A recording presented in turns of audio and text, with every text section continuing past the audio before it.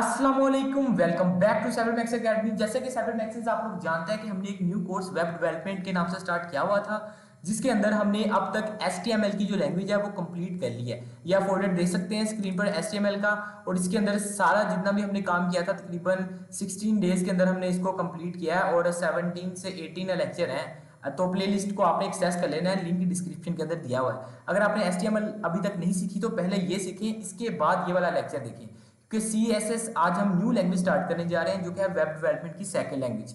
तो इसका फोल्डर भी रेडी है, तो without wasting our time let's start. Okay, तो यहाँ पर इसके अंदर मैं एक न्यू फोल्डर बना देता हूँ। इसका नाम मैं रख देता हूँ डे 1 के नाम से, ठीक है, क्योंकि ये CSS का डे 1 है। ओके, और इस फोल्डर को साइज इसका बड़ा करके इसको मैं विजुअल स्टूडियो कोड में ओपन कर देता हूँ। ये तो आपको सिंपल स्टेप्स पता ही है ना, हम फोल्डर को इस तरह से कोडिंग के लिए ओपन करते हैं, ठीक है। तो आज हम समझेंगे कि CSS क्या है, इसकी टाइप्स क्या है, और सिलेक्टर क्या चीज होती है, ठीक है। थंबनेल पर आपने ये तीनों टॉपिक्स देखे ना, नाम लिखा हुआ, तो वो देखेंगे। तो सबसे पहले तो मैं यहाँ पर एक क्या कहते हैं फाइल क्रिएट कर देता हूँ, जिसका नाम मैं क्या रखूँ, चले CSS, ठीक है, CSS इंट्रो रख देता हूँ। इसका नाम है CSS इंट्रो रख दिया .html। फाइल का नाम क्या रखना है फिलहाल, HTML, क्योंकि HTML की जो फाइल होती है इसके साथ ही हम अटैच करते हैं CSS की फाइल को, ठीक है। तो HTML की मेन फाइल होगी तो उसके साथ ही हम करेंगे ना काम, और इसके अंदर भी हम CSS अप्लाई कर सकते हैं। देखते हैं वो किस तरह से होता है। तो मैंने क्या किया, एक फाइल क्रिएट कर दी, एक्सक्लेमेटरी साइन लगाया, और इसका बेसिक स्ट्रक्चर ड्रॉ हो गया। ओके, और यहाँ पर इसकी मैं हेडिंग दे देता हूँ, चलें CSS, और सेव किया इसको। और बॉडी के अंदर भी मैं एक हेडिंग दे देता हूँ यहाँ पर H1 के नाम से, ठीक है। एंड यहाँ लिखेंगे today we will learn about CSS and its types. Okay, CSS and its types, और इसको मैं कर देता हूँ सेव। और अब मैं चलता हूँ वापस उस फोल्डर में जहां पर हमने इसको क्रिएट कर रखा है। तो ये देखें डे 1 के फोल्डर के अंदर ये फाइल क्रिएट हो चुकी है HTML के नाम से। ये देखें CSS इंट्रो के नाम से। इसको मैं डबल क्लिक करके ओपन करता हूँ, तो आप देखेंगे कि ये ब्राउजर के अंदर ओपन हो गई। ये देखें इसका जो टाइटल है CSS भी लग गया, और today we will learn about CSS and its type भी लग गया, ठीक है। तो सबसे पहले अब टाइप्स डिस्कस करना शुरू करते हैं कि CSS क्या है। CSS जो होता है ना HTML का जो काम है, सबसे पहला लेक्चर देखा था ना आपने, सबसे पहला लेक्चर वेब डेवलपमेंट की प्लेलिस्ट का, उसमें मैंने इंट्रोडक्शन बताया था, इंट्रोडक्शन टू वेब डेवलपमेंट, और HTML और CSS का फर्क बताया था। दोबारा से बता देता हूँ कि CSS stand for cascading style sheet. ये एक ऐसी फाइल होती है जो कि HTML के साथ अटैच की जाती है, ऐसी कोडिंग होती है जो कि HTML की फाइल के साथ अटैच की जाती है, जो कि उसको कलरफुल, उसको स्टाइल देने के लिए, उसको अट्रैक्टिव बनाने के लिए यूज होती है, ठीक है। आमतौर पर अभी तक जो भी हमने काम किया वो तो नॉर्मल ही था। जिस तरह ये देखें, ये सिंपल व्हाइट पेज है, ठीक है, और यहाँ पर क्या लिख दिया, today we will learn about CSS and its type. ये तो सिंपल सी एक हेडिंग लिखी है। लेकिन आमतौर पर जो हम बाकी वेबसाइट्स देखते हैं वो तो बड़ी प्यारी सी होती हैं, उसके बैकग्राउंड कलर पर कुछ और होता है, उसका ये कलर, हेडिंग का कलर कुछ और होता है, फॉन्ट स्टाइल कुछ और होता है। तो ये जो सारी प्रॉपर्टीज अप्लाई की जाती है ना उस टेक्स्ट पर, या जो भी चीज HTML के अंदर बनी है, वो जो प्रॉपर्टीज अप्लाई की जाती हैं वो CSS के थ्रू की जाती हैं, ठीक है। तो मेन मकसद CSS का क्या है कि स्टाइल प्रोवाइड करना है HTML को। तो अब हम देखते हैं कि ये प्रोवाइड किस तरह से किया जाता है। उसके लिए 3 टाइप्स होती हैं CSS की। एक होती है इंटरनल CSS, एक होती है इनलाइन CSS, और एक होती है एक्सटर्नल CSS, ठीक है। तो यहाँ पर मैं पहले हेडिंग दे देता हूँ कौन कौन सी होती है। एक इंटरनल CSS, ठीक है, और एक होती है यहाँ पर एक्सटर्नल CSS, ठीक है, और इसको कॉपी कर लेते हैं। और एक होती है इनलाइन CSS, इनलाइन CSS, और इन तीनों लाइंस को मैं कमेंट कर देता हूं यहां पर। Okay, type. तो सबसे पहली जो टाइप डिस्कस करने जा रहे हैं वो है इंटरनल CSS। इंटरनल CSS किस तरह अप्लाई किया जाता है, इसके लिए सिंपल हेडर टैग के अंदर आपको एक नया टैग ऐड करना होता है। ये हेडर के अंदर ये सारी चीजें लिखी हुई है ना, इसका टाइटल वगैरह ये सारा काम यहाँ पर किया होता है। इसके अंदर ही आपने एक काम करना होता है। तो उसके लिए मैं थोड़ी सी जगह बना देता हूँ यहाँ पर, ये देखिए, ठीक है ना। ये हेड का टैग यहाँ से शुरू हो रहा है, यहाँ पर खत्म कर रहा है, ठीक है। और यहाँ पर क्या हो रहा है कि बाकी टाइटल वगैरह टैग्स और कुछ टैग्स यहाँ पर ऐड किए गए हैं। अब पहले हम क्या पढ़ने जा रहे हैं, इंटरनल सीएसएस। इंटरनल सीएसएस का मतलब है कि एचटीएमएल की जो फाइल है ना, ये एचटीएमएल की फाइल ही है ना ओपन फिलहाल, तो इसी के अंदर ही सीएसएस की कोडिंग लिखना, ठीक है। एचटीएमएल की फाइल के अंदर ही सीएसएस की कोडिंग लिखना, इसे कहते हैं इंटरनल सीएसएस। ये लिखी किस तरह जाती है, उसके लिए आपको यहाँ पर एक चीज लगानी होती है जिसे कहते हैं स्टाइल का टैग, ठीक है। स्टाइल का सिलेक्टर बनाना होता है यहाँ पर। तो मैं लिखूंगा स्टाइल, STYL, ये देखिए स्टाइल का ऑप्शन आया और यहाँ पर मैंने क्लिक कर दिया, ठीक है। यहाँ पर मैंने क्लिक कर दिया और इसके अंदर मैंने सारा काम करना है स्टाइल के टैग के अंदर। तो मैं क्या करता हूँ यहाँ पर, सिंपल अभी तक कुछ खास काम नहीं किया हमने। मैं एक बार इसको ये देखें दिखा देता हूँ कि ये बॉडी है। चलो बॉडी भी मैं थोड़ा सा नीचे कर देता हूँ ताकि अच्छे से नजर आए, ठीक है। ये बॉडी है, यहाँ से लेकर यहाँ तक, यहाँ से लेकर यहाँ तक बॉडी है, ठीक है। यहाँ पर मैं लिख देता हूँ कि बॉडी और कमेंट कर देता हूँ उसको, ठीक है। और ये देखिए यहाँ से बॉडी स्टार्ट हो रही है और यहाँ से हम इंटरनल सीएसएस अप्लाई करने जा रहे हैं ये स्टाइल के नीचे से। तो इसके ऊपर भी मैं हेडिंग दे देता हूँ यहाँ पर कि इंटरनल सीएसएस और इसको कमेंट कर देता हूँ कि भाईजान यहाँ से जो हम काम करने जा रहे हैं वो इंटरनल सीएसएस का है, ठीक है। बॉडी है, इसके अंदर सिंपल एक हेडिंग लगी हुई है और मैंने क्या किया है, हेड के टैग के अंदर एक नया टैग लगाया स्टाइल का, ठीक है। अब इसके अंदर कॉन्सेप्ट पढ़ते हैं अब उसका सिलेक्टर का।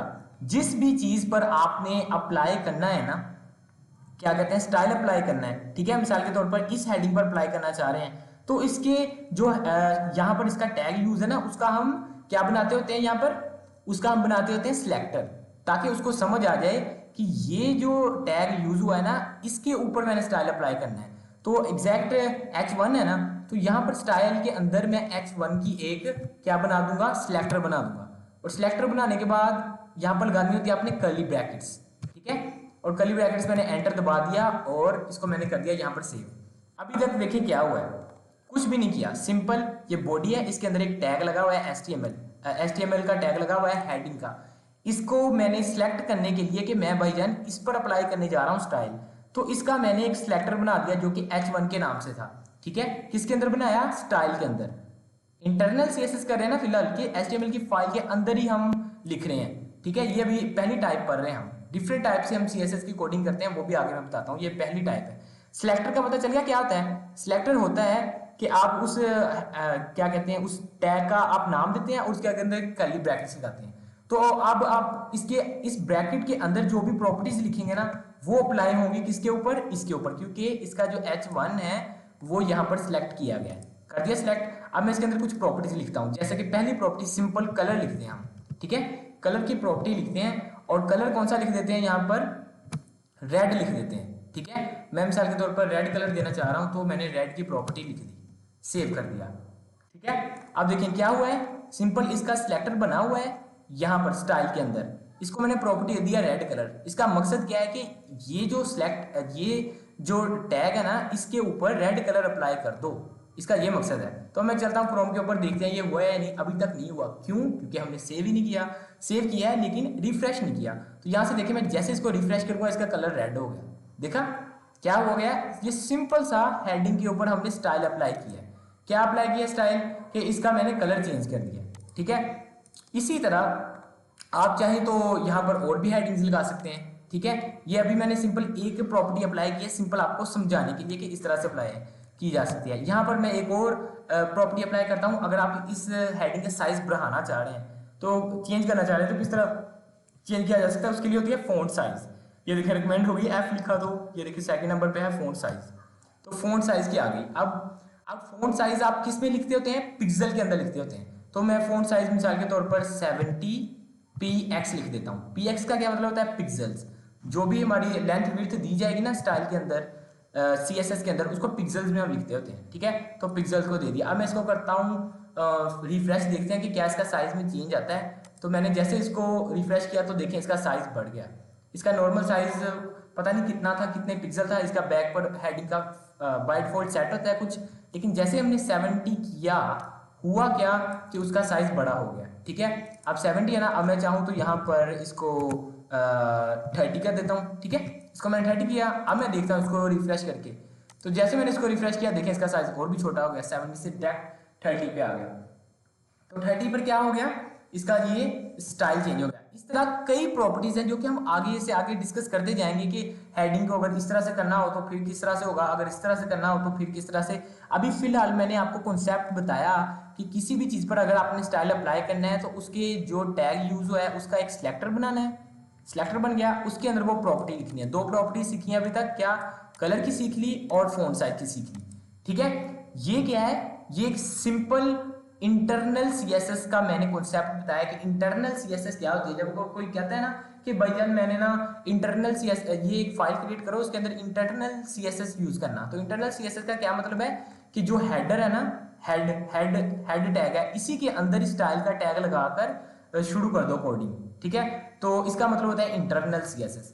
अब दूसरा कॉन्सेप्ट समझते हैं, वो है किस चीज का है, दूसरा कॉन्सेप्ट है इनलाइन सीएसएस का। तो मैं क्या करता हूं, बजाय कि मैं एक नई फाइल क्रिएट करूं, ताकि आपको डिफरेंट कॉन्सेप्ट समझ आना चाहिए ना, अलग अलग फाइल बनाते हैं तीनों, ताकि ये इंटरनल सीएसएस की होगी। ठीक है, इसी को मैं कॉपी करके यहाँ पर पेस्ट कर देता हूं ताकि हम इसको यूज कर सकें। इसका नाम इंट्रो लिखा हुआ है तो हम इंटरनल कर देते हैं ताकि अच्छी तरह से याद रहे हमें। इसका नाम इंटरनल कर दिया और इसका नाम मैं क्या कर देता हूं, इनलाइन कर देता हूं, इनलाइन। अब हम सेकंड टाइप पढ़ने जा रहे हैं। ठीक है, इनलाइन सीएसएस सेव कर दिया। अब मैं क्या करता हूं, जाता हूं कोडिंग वाले पोर्शन में ओपन, तो ये देखिए यहाँ पर फाइल बन चुकी है, ये इंटरनल की फाइल ओपन है और यहाँ पर किसकी, एक्सटर्नल की फाइल ओपन है। ठीक है, तो ये इंटरनल का कॉन्सेप्ट समझ आ गया ना कि इसके ये हेड के टैग के अंदर हमने स्टाइल का काम करना होता है। अब इनलाइन के अंदर चलते हैं, इनलाइन के अंदर भी सेम टू सेम वही कोडिंग पड़ी हुई है। तो इसके अंदर करते क्या थे, इनलाइन का वर्ड पर गौर करें क्या होता है। इनलाइन मतलब लाइन के अंदर जहां पर आपने कोई टैग लिखा हुआ है ना, इसी टैग के अंदर ही सीएसएस किसी तरह से अप्लाई कर देना। ठीक है, जब आप बात करते हैं इंटरनल सीएसएस क्या होती है, वजन एचटीएमएल की एक फाइल है, उसी के अंदर ही हम हेडर की एक जो टैग होता है उसके अंदर हम स्टाइल सारी कोडिंग कर देते हैं, इसको कहते हैं इंटरनल। लेकिन इनलाइन का क्या मतलब है कि इनलाइन का मतलब है कि जो आपने टैग लिखा है ना उसी के अंदर वहीं पर ही आप सीएसएस अप्लाई करते हैं उस पर। ठीक है, और ये किया क्यों जाता है, इसकी जरूरत क्या है, ये 3 टाइप्स क्यों है, ये भी इसका मैं डिफरेंस बताता हूं कि अब 3 टाइप्स की क्या जरूरत पड़ गई। अब ये देखिए, इसके लिए अगर आप चाहते हैं कि इंडिविजुअली सिर्फ इस टैग के ऊपर ही आपने सीएसएस अप्लाई करना है और किसी पर नहीं करना, तो उसके लिए आप इनलाइन सीएसएस अप्लाई करते हैं। उसके लिए क्या किया जाता है कि जो ओपनिंग टैग होता है ना इसका, इसको मैं थोड़ा सा यहाँ पर जूम कर देता हूँ ताकि हमें अच्छे से नजर आए। ठीक है, और इसको मैं कर देता हूँ यहाँ से क्लोज। ये देखिए, ये हेडिंग का टैग है ना, यहाँ पर क्या किया था, इसकी जो स्टार्टिंग है यहाँ पर स्टाइल वगैरह अप्लाई किया था। लेकिन जब इनलाइन अप्लाई करना है तो उसके लिए H1 का जो टैग है उसी के अंदर आपने स्टाइल का एट्रीब्यूट यूज करना होता है, स्टाइल का। ठीक है, ऊपर क्या किया था, हेड के अंदर हमने एक टैग प्रॉपर बनाया था स्टाइल, उसके अंदर कोडिंग की। लेकिन इनलाइन में उसी टैग के अंदर आपने एक एट्रीब्यूट यूज करना है स्टाइल का।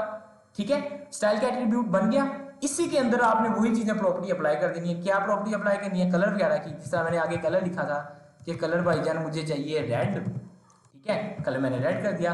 और बाकी ये जो ऊपर जो है स्टाइल दिया हुआ इसको मैं डिलीट कर देता हूँ। क्यों, क्योंकि ये किसका पार्ट है, ये आपने तब यूज करना है जब इंटरनल सीएसएस हो।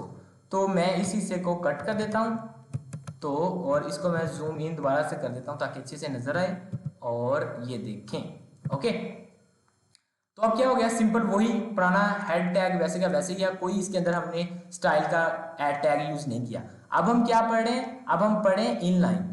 इसको भी मैं यहां से इतना कट कर देता हूं ताकि समझ आए कि इनलाइन पढ़ रहे हैं। इनलाइन क्या क्या है कि उसी लाइन के अंदर हमने स्टाइल का एट्रीब्यूट यूज किया और उसी के अंदर लिख दिया। इसको मैं करता हूं यहां पर सेव। ठीक है, अब मैं इसको देखता हूं आउटपुट इसका रिफ्रेश करके, तो आउटपुट गलत आ रहा है। क्यों, क्योंकि हमने वो फाइल अभी ओपन ही की, न्यू फाइल थी ना हमने क्रिएट की।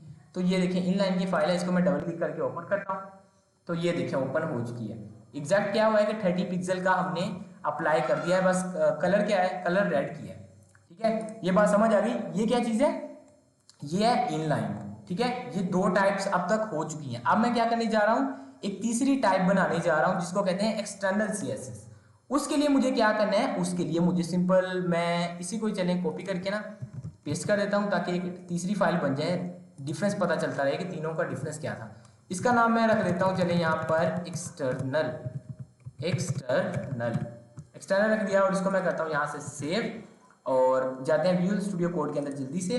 और इसको मैं करता हूँ यहाँ से थोड़ा सा जूम इन और यहाँ से इसकी कोडिंग ओपन की और यहाँ पर आप देख सकते हैं कौन सी एक्सटर्नल की फाइल बन चुकी है। ठीक है, एक्सटर्नल की फाइल यहाँ पर क्रिएट हो चुकी है।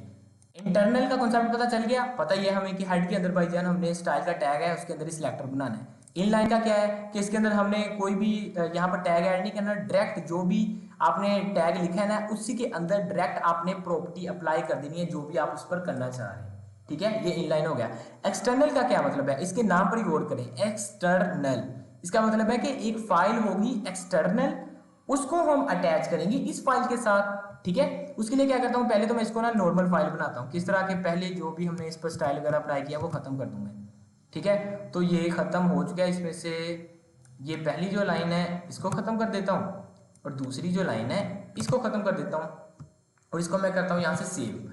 तो एक्सटर्नल CSS अप्लाई करने के लिए आपको एक CSS की अलग से फाइल बनानी पड़ती है। ठीक है, और उस फाइल को अटैच करना पड़ता है इस फाइल के साथ जिस पर आप अप्लाई करना चाह रहे हैं। तो यहाँ पर मैं एक नई फाइल क्रिएट करता हूँ यहाँ पर, और उसका फाइल का नाम क्या रख देते हैं, style.css।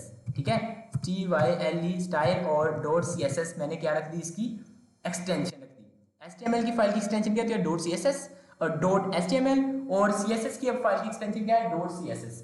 अब मैं करता हूं यहां पर एंटर और यहां पर एक न्यू फाइल क्रिएट हो चुकी है। ठीक है, सबसे पहले मैं क्या करता हूं कि इस फाइल को, ये जो फाइल क्रिएट किया ना, इसको मैं पहले लिंक कर देता हूं जो हमारी मेन फाइल है। ठीक है, तो उसको लिंक किस तरह से किया जाता है, इंटरनल में क्या किया था, मैं बार बार इंटरनल का क्यों जिक्र कर रहा हूं ताकि आपको रेफरेंस समझ आता रहे। इंटरनल में हमने हेड टैग के अंदर एक ये स्टाइल का टैग बनाया था, उसके अंदर ही हम प्रॉपर्टीज अप्लाई करते थे और यहाँ पर कोडिंग करते थे। लेकिन वो सारी क्या, अगर कोडिंग यहाँ पर एक दो लाइन की लिखी है तो फिलहाल समझ आ रहा है, लेकिन जब बड़ी कोडिंग करनी होती है तो तब तो ये स्टाइल का टैग इतना बड़ा हो जाएगा और बॉडी कहीं नीचे जाकर शुरू होगी इसकी, ये फाइल की। लेकिन एक्सटर्नल में ऐसा नहीं होता, हम इसमें एक फाइल अलग से बनाते हैं, ये देखें style.css की फाइल अलग से बनी है और इसको अटैच करते हैं इसके साथ। अब अटैच किस तरह से करना है, उसके लिए आपने हेड टैग के अंदर ही आ जाना है। यहां पर आपने एक टैग अटैच करना है, उसका नाम है लिंक के नाम से। ठीक है, LINK, लिंक अटैच कर दिया। जब अटैच किया ऑटोमेटिकली उसकी जो यहाँ पर रेफरल दिया हुआ है ना वो स्टाइल शीट है, ये आपने ऑटोमेटिकली रहने देना है और हाइपर रेफरेंस के अंदर आपने उस फाइल का नाम देना है जो कि आपने CSS की बनाई है। तो यहाँ पर कौन सी CSS की बनाई है, style.css की, तो STYL style.css, ये देखिए फाइल आ गई। ठीक है, ये जो लाइन है ना, ये लाइन क्या कर रही है, ये इस फाइल को अटैच कर रही है CSS की फाइल को इसके साथ। ठीक है, जिस तरह से अगर आप CPP की ले रहे हैं ना एग्जांपल, CPP जो है C++, आप उसकी अगर क्लासेस ले रहे हैं, फंडामेंटल ऑफ प्रोग्रामिंग, वो भी प्लेलिस्ट बनी हुई है ना, अगर आप वहां के लेक्चर ले रहे हैं, आपको याद होगा उसमें हम हेडर फाइल की एक अलग फाइल बनाते थे, उसको अटैच करते थे मेन फाइल के साथ। एग्जैक्ट सेम टू सेम वही कॉन्सेप्ट है कि एक फाइल अलग बनाते हैं, उसको हम अटैच कर देते हैं। यहाँ पर मैं कमेंट कर देता हूँ एक के अटैचिंग, ठीक है, अटैचिंग एक्सटर्नल CSS फाइल। ठीक है, और इसको मैं यहाँ पर कर देता हूँ कमेंट, और कमेंट कर दिया और इसको मैं थोड़ा सा नीचे कर देता हूँ ताकि समझ आए कि इस लाइन का मकसद क्या है कि अटैच कर दिया। अब होगा क्या, अब मैं करूँगा जो भी हम ये देखें इंटरनल में फिर वापस आ गया, क्यों आया हूँ बताने के लिए कि इसमें क्या कर रहे थे, इसी के अंदर कोडिंग कर रहे थे ना, लेकिन ये जो इस बार कोडिंग है ना, ये जो सिलेक्टर बना के अप्लाई करना है, ये हम ये style.css वाली फाइल के अंदर करेंगे काम। सारा जितना भी स्टाइल वाला काम है ना, सिलेक्टर बनाकर उस पर इफेक्ट अप्लाई करी जाएंगे यहाँ पर, क्योंकि ये फाइल अटैच है उस फाइल के साथ जिसके साथ भी आपने अटैच की है, इसके साथ अटैच है, तो ऑटोमेटिकली जो भी हम उसमें कोडिंग करेंगे वो इसके साथ अटैच होती रहेगी और इफेक्ट इस पर अप्लाई होता रहेगा। अब मैं क्या करता हूँ, इसको मैं ये जो एक्सटर्नल की फाइल बनाई है इसको मैं रन करके दिखाता हूँ एक बार। ये देखें एक्सटर्नल की फाइल है, इसको मैं रन करके दिखाता हूँ। तो सिंपल क्या लिखा हुआ है, today we will learn about CSS and its type. ठीक है, ये लिखा हुआ है, ये बात तो हमें समझ आ गई कि भाईजान ये लिखा हुआ है और इसके साथ CSS की फाइल भी अटैच है, लेकिन CSS अप्लाई नहीं हुआ, क्यों, क्योंकि कुछ लिखा ही नहीं है इस फाइल के अंदर। तो हम वही काम करते हैं, जहाँ अब जाके लिखते हैं उसके अंदर। ये देखें H1 का टैग है ना, तो यहाँ पर हम अब इसके अंदर नहीं काम करेंगे, उसी फाइल के अंदर हम अलग से फाइल अटैच बना चुके हैं, इसको अटैच कर दिया इसके साथ। अब यहाँ पर मैं वही काम करता हूँ, H1 का एक सिलेक्टर बनाया, कर्ली ब्रैकेट्स, और इसके अंदर कलर की प्रॉपर्टी देता हूँ। सबसे पहले तो मैं सिंपल अभी एक एक प्रॉपर्टी बता रहा हूँ ताकि आपको तीनों टाइप्स की समझ आए कि तीनों में डिफरेंस क्या है। इस पर मैं ब्लू दे देता हूँ, चले ब्लू कलर दे दिया, इसको मैंने कर दिया सेव। अब मैंने सेव कर दिया, अब मैं चलता हूँ इसके अंदर और इसको मैं करता हूँ रिफ्रेश। तो आप देखेंगे इसका कलर क्या हो चुका है, ब्लू हो चुका है। ठीक है, हमें इसका जो है फ़ॉन्ट साइज क्या है, इसका जो फ़ॉन्ट साइज है वो मैं कर देता हूँ इस बार, चलें 100 पिक्सल कर देता हूँ, काफ़ी ज़्यादा बढ़ा दिया मैंने। इसको मैं रिफ्रेश करूँगा, देखें पूरे पेज पर आ जाएगा तकरीबन। ये देखें, today we will learn about CSS and its type, तो इसका अप्लाई हो गया। ठीक है, तीनों टाइप्स की समझ आ गई। इंटरनल क्या है कि उसी के अंदर ही आपने जो हेडिंग है उसके अंदर ही एक स्टाइल टैग बनाना है, उसके अंदर ही सारी कोडिंग करते जाना जितने भी टैग्स होंगे। ठीक है, सिलेक्टर बनाते जाना है, काम करते जाना है। इन लाइन क्या है कि आपने बिना किसी कोडिंग को अप्लाई किए उसी टैग के अंदर ही एक एट्रीब्यूट लगाना है स्टाइल का, और उसके अंदर वो आपने प्रॉपर्टीज ऐड कर देनी है जो भी आप उस पर अप्लाई करना चाह रहे हैं। और एक्सटर्नल में क्या है कि इसमें आपने सिंपल एक फाइल अलग से बनानी है .css की, और उसको इस टैग के जरिए अटैच कर देना है अपनी फाइल के साथ, और उसमें कोडिंग करते जाना है और वो ऑटोमेटिकली अप्लाई होता रहेगा। ये था 3 टाइप्स CSS की। अब तीनों का मेन डिफरेंस समझ लेंगे, तीनों की जरूरत क्यों पड़ती है, तीनों का मेन काम क्या है। कई बार होता है ऐसे है कि आप ना सिर्फ एक ही लाइन पर स्पेसिफिकली कोई चीज अटैच करना चाह रहे होते हैं, कोई स्टाइल अप्लाई करना चाह रहे होते हैं, तो उसके लिए यूज होता है इन लाइन। मतलब आप चाहते हैं कि सिर्फ इस लाइन पर ही अप्लाई हो, बाकी मुझे किसी फाइल से जरा भी फर्क नहीं पड़ता कि क्या हो रहा है इस फाइल के अंदर, लेकिन आप चाहते हैं कि उसी फाइल के अंदर उस टैग पर इस हेडिंग पर सिर्फ ये इफेक्ट अप्लाई हो, तो उसके लिए हम ये कर देते हैं कि उसी लाइन के अंदर ही हम कोडिंग कर देते हैं। ठीक है, लेकिन कई बार होता है ऐसे कि फाइल आपने बड़ी सी बनाई है, आप पूरी सिंगल एक ही फाइल का प्रोग्राम है, एक ही फाइल बनाई है, ये क्या चीज है, ये जो फाइल है एक ही बनाई हुई है। ठीक है, मतलब एक ही HTML की फाइल है, उसके अंदर ही पूरी आपने वेबसाइट बना दी। तो तब हम क्या करते हैं कि एक्सटर्नल को यूज नहीं करते, हम इंटरनल यूज कर लेते हैं, कहते हैं कि उसी के अंदर ही काम करना है ना, तो हम उसी के अंदर ही सारा काम कर लेते हैं, यहाँ पर स्टाइल बनाकर उसी के अंदर ही काम कर लेते हैं सारा। ठीक है, लेकिन एक्सटर्नल का क्या आता है, एक्सटर्नल तब यूज होता है जब आपकी फाइल सिंगल HTML की फाइल पर कंटेन नहीं होती, मल्टीपल टाइप्स ऑफ फाइल पर कंटेन होती है। जैसा कि आपने वो कॉन्सेप्ट देखा था ना लिंक वाला, HTML का 4 से 5वां लेक्चर है वो। ठीक है, जिसमें हमने मल्टीपल फाइल्स को आपस में लिंक किया था।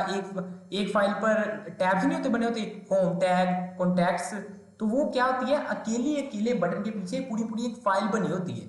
ठीक है, तो वो अब कई चीजें ऐसी होती हैं कॉमन जो कि तमाम फाइल्स में होती हैं, और वो आपको तमाम फाइल्स में अलग अलग इंटरनल में अगर काम करें ना, तो वो क्या करना पड़ेगा, अगर 5-6 फाइलें हैं यहाँ पर HTML की, तो हर एक में आपको अलग अलग से क्या करना पड़ेगा, स्टाइल का इसमें भी बनाना पड़ेगा, फिर एक दूसरी फाइल है तो उसके अंदर भी इंटरनल अलग अलग से अप्लाई करनी पड़ेगी, है ना। तो क्या करना पड़ेगा, हर फाइल का साइज भी बढ़ता जाएगा और हर फाइल में बार बार कोडिंग भी करनी पड़ेगी। तो इस चीज को अवॉइड करने के लिए आप एक ही फाइल बनाते हैं CSS की, और जिस फाइल के अंदर आपको उस स्टाइल को अप्लाई करना होता है ना, आप उस फाइल का सिंपल क्या करते हैं, लिंक दे देते हैं। आप ये देखें, इस फाइल के अंदर ये लिंक है ना, आप चाहते हैं एक और फाइल के अंदर यही इफेक्ट अप्लाई हो, तो मैं इसको यहां से कॉपी करूंगा इस लाइन को, और डायरेक्ट यहां जाकर पेस्ट कर दूंगा, तो वो तमाम फाइल्स के साथ वो अटैच होती जाएगी। ठीक है, ये समझ आ गई कि आप एक ही स्टाइल शीट बनाते हैं, उसको मल्टीपल पेजेस के साथ सिंपल एक टैग लिंक के जरिए अटैच कर सकते हैं। तो ये था आज का लेक्चर की टाइप्स क्या है CSS की, सिलेक्टर क्या होता है और इसकी क्या जरूरत है। अब आगे हम डिटेल से प्रॉपर्टीज पढ़ेंगे कि हेडिंग पर क्या क्या प्रॉपर्टीज अप्लाई हो सकती हैं, क्या क्या चीजें अप्लाई हो सकती हैं। ठीक है, तो आई होप कि आपको आज का लेक्चर पसंद आया होगा। अगर लेक्चर पसंद आया तो वीडियो को लाइक कर दीजिए, दोस्तों के साथ जरूर शेयर कीजिएगा। अगर पिछले लेक्चर नहीं लिए HTML के तो जरूर लीजिए, पूरी प्लेलिस्ट फॉलो करें, हम पूरी वेब डेवलपमेंट डिटेल के साथ पढ़ रहे हैं। तो मिलता हूं मैं आपको एक और नए लेक्चर में, तब तक के लिए इकबाल के शीनो, अल्लाह हाफिज।